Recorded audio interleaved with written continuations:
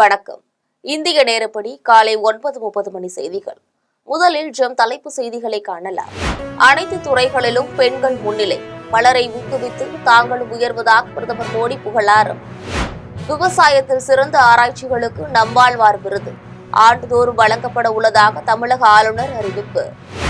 கெஜ்ரிவால் ஆட்சியை முடிவுக்கு கொண்டு வந்தது போல் திமுக ஆட்சியை முடிவுக்கு கொண்டு வருவோம், மத்திய உள்துறை அமைச்சர் அமித்ஷா சூளுரை. உத்தரப்பிரதேச முதலமைச்சரை ராஜினாமா கோராதது ஏன்? எதிர்க்கட்சிகள் பதவி விலக கோரியதால் கர்நாடக முதலமைச்சர் சித்தராமையா கேள்வி. இனி விரிவான செய்திகளை காணலாம். கல்வி, விளையாட்டு, புத்தொழில் நிறுவனங்கள் உட்பட அனைத்து துறைகளிலும் பெண்கள் சிறந்து விளங்குவதாக பிரதமர் மோடி பெருமிதம் தெரிவித்தார். இது தொடர்பாக அவர் வெளியிட்டுள்ள எக்ஸ் பதிவில், கடந்த 11 ஆண்டுகளில் தேசிய ஜனநாயக கூட்டணி அரசு பெண்கள் தலைமையிலான வளர்ச்சியை மறுவரையறை செய்துள்ளதாக தெரிவித்தார். தூய்மை இந்தியா மூலம் கண்ணியத்தை உறுதி செய்வதிலிருந்து நிதி சேவைகள் வரை பல்வேறு முயற்சிகள் மூலம் பெண்கள் சக்தியை மேம்படுத்துவதில் கவனம் செலுத்தப்பட்டதாக தெரிவித்தார். உஜ்வாலா திட்டம் பல வீடுகளுக்கு புகையில்லாத சமையல் அறைகளை கொண்டு வந்த ஒரு மைல்கல் சாதனை என பெருமிதம் தெரிவித்தார். அறிவியல், கல்வி, விளையாட்டு, புத்தொழில் நிறுவனங்கள் மற்றும் ஆயுதப்படைகள் உட்பட அனைத்து துறைகளிலும் பெண்கள் சிறந்து விளங்கி பலரை ஊக்குவித்து வருவதாக பதிவிட்டுள்ளார். இயற்கை விவசாயத்தில் சிறந்த ஆராய்ச்சிகளை மேற்கொள்ளும் மாணவர்களுக்கு நம்மாழ்வார் என்ற பெயரில் சிறந்த முதுகலை ஆராய்ச்சி விருது வழங்கப்பட உள்ளதாக தமிழக ஆளுநர் RN ரவி தெரிவித்துள்ளார். சென்னை கிண்டியில் உள்ள கவர்னர் மாளிகையில் உலக சுற்றுச்சூழல் தின விழா நடைபெற்றது. இதில் ஆளுநர் RN ரவி பங்கேற்று பேசினார். அப்போது அவர் இந்தியாவில் நடைபெற்ற பசுமை புரட்சி விவசாயத்தில் மிகப்பெரிய மாற்றத்தை ஏற்படுத்தியதாக கூறினார். உணவு உற்பத்தி அதிகரித்து நாடு முழுவதும் இயற்கை வளம் செலுத்தியுள்ளதாகவும், விவசாயிகள் ரசாயனம் கலந்த உரங்களை தவிர்த்து இயற்கை முறைக்கு மாற தொடங்கியுள்ளதாகவும் கூறினார். இதையடுத்து உலக சுற்றுச்சூழல் தினத்தை ஒட்டி இயற்கை வேளாண்மையில் நம்மாழ்வார் என்ற பெயரில் சிறந்த முதுகலை ஆராய்ச்சி விருதை அறிவித்தார். ஆண்டுதோறும் கோவையில் உள்ள தமிழ்நாடு வேளாண்மை பல்கலைக்கழகத்தால் இயற்கை வேளாண்மையில் சிறந்த ஆராய்ச்சியை மேற்கொண்ட மாணவர்களுக்கு வழங்கப்பட உள்ளதாக தெரிவித்தார். மத்திய அரசு கொடுக்கும் பணத்தை திமுக அரசு மக்களுக்கு கிடைக்க விடாமல் செய்வதாக மத்திய உள்துறை அமைச்சர் அமித்ஷா குற்றம் சாட்டியுள்ளார். மதுரையில் நேற்று நடைபெற்ற பாஜக கூட்டத்தில் மத்திய உள்துறை அமைச்சர் அமித்ஷா உரையாற்றினார். தமிழ்நாட்டிற்கு வந்து தமிழ் மொழியில் பேச முடியாததற்கு வருத்தம் தெரிவித்தார். 2026ஆம் ஆண்டு தமிழகத்தில் அதிமுக பாஜக தலைமையிலான NDA கூட்டணி ஆட்சி அமைக்கும் என தெரிவித்தார். மத்திய அரசு கொடுக்கும் பணத்தை திமுக அரசு மக்களுக்கு கிடைக்க விடாமல் செய்வதாக குற்றம் சாட்டினார். தமிழ் என கூறும் திமுக அரசு உயர்கல்வியை தமிழ் வழியில் கொண்டு சேர்க்காதது ஏன் என கேள்வி எழுப்பினர். மேலும் டெல்லியில் கெஜ்ரிவால் ஆட்சியை முடிவுக்கு கொண்டு வந்தது போல் தமிழ்நாட்டிலும் திமுக ஆட்சியை முடிவுக்கு கொண்டு வருவதாக தெரிவித்தார். கும்பமேளாவில் மக்கள் இருந்தபோது உத்தரப்பிரதேச முதலமைச்சரை ஏன் ராஜினாமா கோரவில்லை என கர்நாடக முதலமைச்சர் சித்தராமையா கேள்வி எழுப்பியுள்ளார். கர்நாடக முதலமைச்சர் சித்தராமையா செய்தியாளர்களை சந்தித்து பேசினார். அப்போது அவர் கூட்ட நெரிசல் விபத்து குறித்து கருத்து தெரிவித்தார். தனிப்பட்ட முறையில் இந்த சம்பவம் என்னையும் அரசாங்கத்தையும் காயப்படுத்தியுள்ளதாக தெரிவித்தார். இந்த வழக்கில் 5 காவல்துறை அதிகாரிகள் இடைநீக்கம் செய்யப்பட்டுள்ளதாக கூறினார். மேலும் குற்றவாளிகள் மீது சட்ட நடவடிக்கை எடுக்கப்பட்டுள்ளதால் அரசுக்கு அவமானம் என்ற கேள்விக்கே இடமில்லை என பதிலளித்தார். மேலும் கும்பமேளாவில் மக்கள் இறந்தபோது உத்தரப்பிரதேச முதலமைச்சரை ஏன் ராஜினாமா செய்ய சொல்லவில்லை என கேள்வி எழுப்பினர். கூட்ட நெரிசல் விபத்து காரணமாக பலர் பதவி விலக கூறியதால் சித்தராமையா இவ்வாறு பேசியுள்ளார். கொரோனாவுக்கு நேற்று ஒரே நாளில் 4 பேர் பலியான நிலையில் நாடு முழுவதும் 5755 பேர் சிகிச்சை பெற்று வருகின்றனர். நாடு முழுவதும் கொரோனா மீண்டும் தீவிரமாக பரவி வருகிறது. டெல்லி, மகாராஷ்டிரா, கேரளா, தமிழகம் உள்ளிட்ட மாநிலங்களில் பாதிப்பு அதிகமாக உள்ளது. நேற்று காலை 8 மணி வரை நாடு முழுவதும் புதிதாக 391 பேருக்கு கொரோனா தொற்று உறுதி செய்யப்பட்டுள்ளது. மேலும் 5755 பேர் சிகிச்சை பெற்று வருவதாக மத்திய சுகாதாரம் மற்றும் குடும்ப நலத்துறை தகவல் தெரிவித்துள்ளது. மத்திய பிரதேசத்தில் கர்ப்பிணி ஒருவரும், மகாராஷ்டிராவில் 63 வயது முதியவரும், கேரளாவில் தலா 1 நபர் மற்றும் தமிழகத்தில் 1 என நேற்று 4 பேர் கொரோனா தொற்றால் உயிரிழந்துள்ளனர். இதனால் மக்கள் அச்சமடைந்துள்ளனர். தொண்டர்கள், நிர்வாகிகள் எதிர்பார்க்கும் வகையில் நல்ல செய்தியை விரைவில் தெரிவிப்பதாக பாமக கட்சி நிறுவனர் ராமதாஸ் கூறியுள்ளார். சென்னையில் நேற்று பாமக கட்சி நிறுவனர் ராமதாஸ் செய்தியாளர்களை சந்தித்து பேசினார். அப்போது அவர் அரசியலுக்கு வயது கிடையாது என தெரிவித்தார். கருணாநிதி 95 வயது வரை அரசியலில் இருந்ததாகவும் சக்கர நாற்காலிகள் அமர்ந்து முதல்வராக செயல்பட்டதாகவும் கூறினார். இந்தியாவை உலகின் முதன்மையான நாடாக்க பிரதமர் மோடியும் அமித்ஷாவும் இணைந்து செயல்படுவதாக தெரிவித்தார். தொடர்ந்து தொண்டர்கள், நிர்வாகிகள் எதிர்பார்க்கும் வகையில் நல்ல செய்தியை விரைவில் தெரிவிப்பதாக கூறினார். மேலும் அன்புமணியுடன் பேசியது ரகசியம், அது தானாக வெளிப்படும் என தெரிவித்தார். மணிப்பூர் செல்வதற்கு பிரதமர் மோடிக்கு எப்போது நேரம் கிடைக்கும் என காங்கிரஸ் கட்சியின் செய்தி தொடர்பாளர் ஜெய்ராம் ரமேஷ் கேள்வி எழுப்பியுள்ளார். 2023 மே 3ஆம் தேதி முதல் மணிப்பூரில் பிரச்சினை ஏற்பட்டு வருகிறது. நூற்றுக்கணக்கான அப்பாவி மக்கள் கொல்லப்பட்டு வருகின்றனர். இந்நிலையில் இதுகுறித்து காங்கிரஸ் கட்சியின் செய்தி தொடர்பாளர் ஜெய்ராம் ரமேஷ் கருத்து தெரிவித்துள்ளார். மணிப்பூர் மாநிலத்தில் சட்டம் ஒழுங்கு ஆபத்தான நிலையில் உள்ளதாக கூறினார். மணிப்பூர் மக்களின் துயரங்களுக்கு பிரதமர் மோடி உணர்ச்சியின்றி இருப்பது அதிர்ச்சியளிப்பதாக தெரிவித்தார். பிரதமர் மோடிக்கு மணிப்பூர் செல்வதற்கு எப்போது நேரம் கிடைக்கும் என கேள்வி எழுப்பினார். இவரது இரக்கமற்ற மற்றும் முழுமையான அலட்சியத்திற்கான விலையை மாநில மக்கள் நிச்சயம் கொடுப்பார்கள் என தெரிவித்தார். காசாவில் நேற்று உணவுப் பொருள் விநியோக மையத்தை நோக்கி சென்ற 5 பாலஸ்தீனர்களை இஸ்ரேல் படையினர் சுட்டுக் கொன்றுள்ளனர். காசாவில் உள்ள ராஃபா நகரில் அமெரிக்க ஆதரவுடன் காசா மனிதாபிமான அறக்கட்டளையின் நிவாரணப் பொருள் விநியோக மையம் செயல்பட்டு வருகிறது. காசாவிற்கு உணவுப் பொருட்கள் செல்வதற்கு இஸ்ரேல் முழு தடை விதித்துள்ள நிலையில் இந்த உணவு மையத்தை நோக்கி நாள்தோறும் பாலஸ்தீன மக்கள் படையெடுத்து வருகின்றனர். இந்நிலையில் அந்த மையத்தை நோக்கி சென்ற 5 பேரை இஸ்ரேல் ராணுவம் சுட்டுக் கொன்றதாக பாலஸ்தீன சுகாதார அதிகாரிகள் தெரிவித்துள்ளனர். இதேபோல் கடந்த செவ்வாய்க்கிழமை அந்த மையத்திற்கு சென்ற பாலஸ்தீனர்கள் 27 பேரை இஸ்ரேல் சுட்டுக் கொன்றதாக தகவல்கள் வெளியாகியுள்ளது. இதுகுறித்து இஸ்ரேல் ராணுவம் தற்காப்புக்காக துப்பாக்கி சூடு நடத்தியதாக கூறியுள்ளது. மயிலாடுதுறையில் நகர திமுக இளைஞரணி செயல் வீரர் கூட்டம் நகர செயலாளர் செல்வராஜ் தலைமையில் நடைபெற்றது. மயிலாடுதுறையில் திமுக நகர இளைஞரணி செயல் வீரர்கள் கூட்டம் மாவட்ட இளைஞரணி அமைப்பாளர் மருது ஏற்பாட்டில் நகர செயலாளர் செல்வராஜ் தலைமையில் நடைபெற்றது. இக்கூட்டத்தில் சிறப்பு அழைப்பாளராக மாவட்ட திமுக செயலாளர் சட்டமன்ற உறுப்பினர் நிவேதா கலந்து கொண்டு இளைஞரணி நிர்வாகிகளுக்கு ஆலோசனைகளை வழங்கினார். நிகழ்ச்சியின் முடிவில் திமுக அலுவலகமான அண்ணா பகுத்தறிவு மன்றத்திலிருந்து பேரணியாக சென்று பேருந்து நிலையம் அருகில் உள்ள பேரறிஞர் அண்ணா உருவ சிலைக்கு மாலை அணிவித்து மரியாதை செலுத்தினர். இதில் மாவட்ட துணை செயலாளர் செல்வமணி, முன்னாள் சட்டமன்ற உறுப்பினர்கள் சத்யசீலன், அருட்செல்வன், நகர இளைஞரணி உட்பட பலர் கலந்து கொண்டனர். தேனியில் இஸ்லாமிய இளைஞர்கள் ஒருங்கிணைப்பு குழு சார்பாக வக்ஃப் திருத்த சட்டத்தை கண்டித்து கண்டன ஆர்ப்பாட்டம் நடைபெற்றது.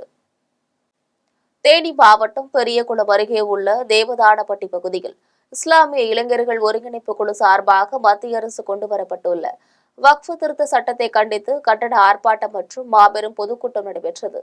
இந்த ஆர்ப்பாட்டத்தின் போது இஸ்லாமிய அமைப்பினர், இஸ்லாமிய கட்சி தலைவர்கள், ஜமாத் தலைவர்கள், இஸ்லாமிய பெண்கள் உள்ளிட்ட ஏராளமானோர் கலந்து கொண்டு மத்திய அரசிற்கு எதிராக கோஷங்களை எழுப்பினர். அதனைத் தொடர்ந்து வக்ஃப் திருத்த சட்டத்தை கண்டித்து மாபெரும் கண்டன பொதுக்கூட்டம் நடைபெற்றது. இதில் வக்ஃப் திருத்த சட்டத்திற்கான இஸ்லாமியர்களின் கோரிக்கைகள் குறித்து கலந்தோசிக்கப்பட்டது. உலக சுற்றுச்சூழல் தினம் மற்றும் இளம் பருவத்தினருக்கான சுகாதாரம் குறித்து குன்றத்தூரில் நடைபெற்ற பேரணியில் 500க்கும் மேற்பட்ட மருத்துவ மாணவர்கள் கலந்து கொண்டு பொதுமக்களிடையே விழிப்புணர்வு ஏற்படுத்தினர். தென்னிந்திய மகப்பேறு மற்றும் மகளிர் மருத்துவ சங்கம் சார்பில் உலக சுற்றுச்சூழல் தினம் மற்றும் இளம் பருவத்தினருக்கான சுகாதாரம் குறித்து விழிப்புணர்வு பேரணி மற்றும் கருத்தரங்கம் நடைபெற்றது. குன்றத்தூர் அருகே செயல்படும் தனியார் மருத்துவக் கல்லூரியில் நடைபெற்ற பேரணியை தென்னிந்திய மகப்பேறு மற்றும் மகளிர் மருத்துவ சங்க தலைவர் சம்பத்குமாரி துவக்கி வைத்தார். இதில் மருத்துவர்கள், செவிலியர்கள் என பலர் கலந்து கொண்டு பேரணியாக சென்று இளம் பருவத்தினர் சுகாதாரமாகவும் உடல் நலத்துடன் இருக்க வேண்டும் என்பதற்கான வழிமுறைகள் குறித்து பொதுமக்களிடையே விழிப்புணர்வு ஏற்படுத்தினர். இதனைத் தொடர்ந்து நடைபெற்ற கருத்தரங்கத்தில் மருத்துவ வல்லுநர்கள், இளம் மருத்துவர்கள் பங்கேற்று மருத்துவ மாணவர்களுக்கும் செவிலியர்களுக்கும் விழிப்புணர்வு ஏற்படுத்தினர். முத்தமிழறிஞர் கலைஞர் கருணாநிதியின் 102வது பிறந்த நாளையொட்டி திருவொற்றியூரில் திமுக மேற்கு பகுதி சார்பில் பொதுமக்களுக்கு இலவச மருத்துவ முகாம் நடைபெற்றது. முத்தமிழறிஞர் கலைஞர் கருணாநிதியின் 102வது பிறந்த நாளை ஒட்டி சென்னை எண்ணூர் சுனாமி குடியிருப்பு பகுதியில் சமுதாய நலக்கூடத்தில் மாதவரம் சட்டமன்ற உறுப்பினரும் வடகிழக்கு மாவட்ட செயலாளருமான சுதர்சனம் வழிகாட்டுதலின்படி திருவொற்றியூர் மேற்கு பகுதி கழக செயலாளர் அருள்தாசன் தலைமையில் இலவச பொது மருத்துவ முகாம் நடைபெற்றது. முகாமில் இரத்த அழுத்தம், கண் பரிசோதனை, தோல் பிரச்சினை உள்ளிட்ட பல்வேறு மருத்துவ பரிசோதனைகள் நடைபெற்றது. முகாமில் சுனாமி குடியிருப்பில் வசித்து வரும் 300க்கும் மேற்பட்ட பொதுமக்கள் கலந்து கொண்டு மருத்துவ பரிசோதனை செய்து கொண்டனர். அவர்களுக்கு ஊட்டச்சத்தான டானிக், மருந்து மாத்திரைகள் இலவசமாக வழங்கப்பட்டன. இதில் திமுக நிர்வாகிகள், பொதுமக்கள் பலர் கலந்து கொண்டனர். பெரியபாளையம் அடுத்த கோடுவெளி கிராமத்தில் அமைந்துள்ள ஸ்ரீ பெரியாண்டவர் ஆலயத்தின் கும்பாபிஷேக விழா வெகு விமரிசையாக நடைபெற்றது. திருவள்ளூர் மாவட்டம் பெரியபாளையம் அடுத்த கோடுவேணி ஊராட்சிக்கு உட்பட்ட 42 காரணி கிராமத்தில் அமைந்துள்ள பெரியாண்டவர் திருக்கோவில் கிராம மக்களின் பங்களிப்புடன் புனரமைப்பு பணிகள் மேற்கொள்ளப்பட்டு கும்பாபிஷேக விழா சிறப்பாக நடைபெற்றது. இவ்விழாவை முன்னிட்டு தாமரைப்பாக்கம் செந்தில் குருக்கள் தலைமையில் பாளையம் அருகே ஹோமகுண்டம் அமைத்தல் பல்வேறு புண்ணிய நதிகளிலிருந்து கொண்டுவரப்பட்ட புனித நீர் அடங்கிய கலசங்களை வைத்து கணபதி பூஜையுடன் பல்வேறு சிறப்பு பூஜைகள் நடைபெற்றது. அதனைத் தொடர்ந்து யாகத்தில் பூஜிக்கப்பட்ட புனித நீர் அடங்கிய கலசங்களை செந்தில் குருக்கள் தலைமையிலான சிவச்சாரியார்கள் மேலதாள வாத்தியங்கள் முழங்க கோவிலின் கோபுரத்திற்கு எடுத்து சென்று கலசத்தின் மீது ஊற்றி கும்பாபிஷேகத்தை சிறப்பாக நடத்தினர். அதன் பின்னர் கோவிலில் திரண்டிருந்த பக்தர்கள் மீது புனித நீரை தெளித்தனர். அதனைத் தொடர்ந்து விநாயகர், முருகர் உள்ளிட்ட பரிவார தெய்வங்களுக்கும் மூலவர் பெரியாண்டவருக்கும் புனித நீரை ஊற்றி கும்பாபிஷேகத்தை நடத்தினர். இதனைத் தொடர்ந்து மூலவர் பெரியாண்டவருக்கு பல்வேறு வாசனை திரவியங்களால் சிறப்பு அபிஷேகம் செய்து வண்ண மலர்களால் அலங்காரம் செய்து மகா தீபாராதனை காண்பிக்கப்பட்டது. விழாவில் பங்கேற்றவர்களுக்கு காலை, மதியம் என இரு வேளைகளிலும் பக்தர்களுக்கு அன்னதானமும் பிரசாதங்களும் வழங்கப்பட்டது. விழாவிற்கான ஏற்பாடுகளை கிராம பொதுமக்கள் மிக சிறப்பாக செய்திருந்தனர். விடுமுறை தினத்தை ஒட்டி உலக புகழ்பெற்ற சுற்றுலா தலமான கன்னியாகுமரியில் ஏராளமான சுற்றுலா பயணிகள் குவிந்து திரிவேணி சங்கமம், பகவதியம்மன் கோவில், கிழக்கு வாசல் போன்ற பகுதிகளில் காத்திருந்து சூரிய உதயத்தை கண்டு களித்தனர். உலக புகழ்பெற்ற சுற்றுலா தலமான கன்னியாகுமரியில் அதிகாலையில் சூரியன் உதயமாவதையும் மாலையில் அஸ்தமனமாவதையும் கண்டு களிக்கவும், மேலும் கடல் நடுவே அமைந்துள்ள விவேகானந்தர் மண்டபம், ஐயன் திருவள்ளூர் சிலை மற்றும் அதனிடையே அமைக்கப்பட்டுள்ள கண்ணாடி நடைபாலத்தையும் சுற்றுலா படையில் சென்று நேரில் கண்டு ரசிக்கவும் உள்ளூர் மற்றும் வெளியூர், வெளிநாடுகளை சேர்ந்த ஏராளமான சுற்றுலா பயணிகள் கன்னியாகுமரிக்கு தினந்தோறும் வருகை தருகின்றனர். இந்நிலையில் வார விடுமுறை தினமான இன்று அதிகாலை முதலே சன்ரைஸ் பாயிண்ட், திரிவேணி சங்கமம், பகவதி அம்மன் கோவில், கிழக்கு வாசல் பகுதிகளிலும் ஏராளமான சுற்றுலா பயணிகள் சூரிய உதயத்தை காண்பதற்கு குவிந்தனர். கடலிலிருந்து மேலே எழும்பி வந்த சூரியனை பார்த்து பரவசமடைந்த சுற்றுலா பயணிகள் தங்களது குடும்பத்தினருடன் செல்போனில் புகைப்படம் எடுத்து மகிழ்ச்சி அடைந்தனர். மேலும் கடற்கரை பகுதிகளில் அமைந்துள்ள கடைகளில் தங்களுக்கு தேவையான பாசி, சுங்கு மாலைகள், அழகு சாதன பொருட்கள் போன்றவற்றை சுற்றுலா பயணிகள் ஆர்வமுடன் வாங்கி சென்றனர். மேல்மலையனூர் ஒன்றிய விடுதலை சிறுத்தைகள் கட்சி சார்பில் சிறப்பு செயற்குழு கூட்டம் மற்றும் தெருமுனை பிரச்சார கூட்டம் நடைபெற்றது. விழுப்புரம் மாவட்டம் மேல்மலையனூர் ஒன்றியத்திற்கு உட்பட்ட கன்னளத்தில் தனியார் திருமண மண்டபம் ஒன்றில் மேல்மலையனூர் ஒன்றிய விடுதலை சிறுத்தைகள் கட்சியின் சார்பில் வக்பு வாரிய திருத்த சட்டத்தை கண்டித்து ஜூன் 14ஆம் தேதி திருச்சியில் நடைபெறும் மதசார்பின்மையை காப்போம் பேரணியில் பங்கேற்பது குறித்து சிறப்பு செயற்குழு கூட்டம் மற்றும் தெருமுனை பிரச்சார கூட்டம் நடைபெற்றது. கூட்டத்திற்கு கிழக்கு ஒன்றிய செயலாளர் திருநாவுக்கரசு தலைமை தாங்கினார். கூட்டத்தில் சிறப்பு அழைப்பாளர்களாக விழுப்புரம் வடக்கு மாவட்ட செயலாளர் தனஞ்சலியன், மேலிட பொறுப்பாளர்கள் சீலாளன், ஐயரி கரிகாலன், ஆரணி நாடாளுமன்ற தொகுதி செயலாளர் நன்மாறன் உள்ளிட்டோர் கலந்து கொண்டு திருச்சி மாநாட்டிற்கு அதிக அளவில் மகளிர்களை அழைத்து வருவது மற்றும் மாநாட்டிற்கு செல்வதற்கான வாகன ஏற்பாடுகள் குறித்தும் கட்சி நிர்வாகிகளுடன் ஆலோசித்தனர். பெரியபாளையத்தில் அமைந்துள்ள 200 ஆண்டுகள் பழமை வாய்ந்த ஸ்ரீ ராதா ருக்மணி சமேத வேணுகோபால் சுவாமி திருக்கோவிலில் கும்பாபிஷேக விழா வெகு விமரிசையாக நடைபெற்றது. திருவள்ளூர் மாவட்டம் பெரியபாளையம் ஊராட்சியில் அமைந்துள்ள ஸ்ரீ ராதா ருக்மணி சமேத ஸ்ரீ வேணுகோபால சுவாமி திருக்கோவில் கிராம மக்களின் பங்களிப்புடன் சீரமைக்கப்பட்டு கும்பாபிஷேக விழா சிறப்பாக நடைபெற்றது. விழாவை முன்னிட்டு 31ஆம் தேதி பந்தக்கால் நடுதலும் சுப முகூர்த்தமும் நடைபெற்றது. அதனைத் தொடர்ந்து 7ஆம் தேதி யாக குண்டம் அமைக்கப்பட்டு பல்வேறு புண்ணிய நதிகளிலிருந்து கொண்டுவரப்பட்ட புனித நீர் அடங்கிய கலசங்களை யாக குண்டத்தில் வைத்து அனுச்சை, விஸ்வநேஸ்வர பூஜை, விநாயகர் வழிபாடு, மகா கணபதி ஹோமம் உள்ளிட்ட பூஜைகள் நடைபெற்றது. அதனைத் தொடர்ந்து காலையில் யாக குண்டத்தில் வைத்து பூஜிக்கப்பட்ட புனித நீர் அடங்கிய கலசங்களை மேலதாள வாத்தியங்கள் முழங்க பட்டாச்சாரியார்கள் தலையில் சுமந்து கொண்டு கோவிலை வலம் வந்தனர். அதனையடுத்து கோவிலின் கோபுரத்திற்கு புனித நீரை எடுத்து சென்று கலசத்தின் மீது ஊற்றி கும்பாபிஷேகத்தையும் சிறப்பாக நடத்தினர். அதன் பின்னர் கோவிலில் திரண்டிருந்த பக்தர்கள் மீது புனித நீரை தெளித்தனர். அதனைத் தொடர்ந்து மூலவருக்கு வண்ண மலர்களால் அலங்காரம் செய்து தீப தூப ஆராதனை காண்பிக்கப்பட்டது. அதன் பின்னர் பக்தர்களுக்கு அன்னதானமும் பிரசாதங்களும் வழங்கப்பட்டது. மாலை 7 மணி அளவில் சுவாமி திருவீதி உலா நடைபெற்றது. விழாவிற்கான ஏற்பாடுகளை விழா குழுவினரும் கிராம பொதுமக்களும் மிக சிறப்பாக செய்திருந்தனர். இதில் ஏராளமான பொதுமக்கள் கலந்து கொண்டு ராதா ருக்மணி சமேத ஸ்ரீ வேணுகோபால சுவாமியை வழிபட்டனர். கீரனூரில் பழமை வாய்ந்த உத்தமநாத சுவாமி உடனுறை பிரகாதம்பாள் திருக்கோவில் 100 ஆண்டுகளுக்கு பிறகு தேரோட்ட விழா வெகு விமரிசையாக நடைபெற்றது. புதுக்கோட்டை மாவட்டம் கீரனூரில் பழமை வாய்ந்த உத்தமநாத சுவாமி உடனுறை பிரகாதம்பாள் திருக்கோவில் அமைந்துள்ளது. இக்கோவிலில் தமிழ்நாடு இந்து சமய அறநிலையத்துறை அமைச்சர் சேகர் பாபு அறிவுறுத்தலின்படி புதுக்கோட்டை தேவஸ்தான நிதியிலிருந்து ரூபாய் 90 லட்சம் மதிப்பீட்டில் புதிய தேர் அமைக்கப்பட்டு கடந்த மாதம் 28ஆம் தேதி புதிய திருத்தேர் பிரதிஷ்டை மற்றும் தேர் வெள்ளோட்டம் நடைபெற்றது. இதனைத் தொடர்ந்து 100 ஆண்டுகளுக்கு பிறகு உத்தமநாதர் சுவாமி உடனுறை பிரகாதம்பாள் திருக்கோவிலில் தேரோட்டம் இன்று சிறப்பாக நடைபெற்றது. தேரோட்டத்தை தமிழ்நாடு இயற்கை வளங்கள் துறை அமைச்சர் ரகுபதி, மாவட்ட ஆட்சியர் அருணா, திமுக வடக்கு மாவட்ட செயலாளர் செல்லப்பாண்டியன் ஆகியோர் தொடங்கி வைத்தனர். அதன் பின்னர் பொதுமக்கள் தேரை வடம் பிடித்து இழுத்து சென்றனர். தேரோட்டத்தில் மேலதாள வாத்தியங்கள் முழங்க மானாட்டம், மயிலாட்டம், பொய்க்கால் குதிரை, கட்டைக்கால் ஆட்டம் மற்றும் கோலாட்டம் நடைபெற்றது. விழாவில் திரளான பொதுமக்கள் கலந்து கொண்டு உத்தமநாத சுவாமி உடனுறை பிரகாதம்பாளை வழிபட்டனர். தலைவாசல் அருகே கருவில் இருக்கும் பாலினத்தை கண்டறிய ஸ்கேன் செய்த இருவரை சினிமா படப்பாணியில் சுகாதாரத்துறையினர் விரட்டி பிடித்தனர். தருமபுரி மாவட்டத்தில் கருவில் இருக்கும் குழந்தையின் பாலினத்தை கண்டறியப்படுவதை தடுக்க மாவட்ட சுகாதாரத்துறை பல்வேறு நடவடிக்கைகளை மேற்கொண்டு வருகிறது. இதனிடையே தருமபுரி மாவட்டத்தை தொடர்ந்து சேலம் உள்ளிட்ட பல்வேறு மாவட்டங்களில் ஸ்கேன் மூலம் பாலினம் கண்டறியப்படுவதாக குற்றச்சாட்டுகள் எழுந்தது. இந்நிலையில் சேலம் மாவட்டம் தலைவாசல் அடுத்த மணிவிழுந்தான் புதூரில் கர்ப்பிணி பெண்களுக்கு கருவில் இருக்கும் பாலினம் குறித்து ஸ்கேன் மூலம் கண்டறிவதற்காக தருமபுரி மாவட்டத்திற்கு பெண்களை காரில் அழைத்து செல்வதாக சுகாதாரத்துறையினருக்கு தகவல் வந்தது.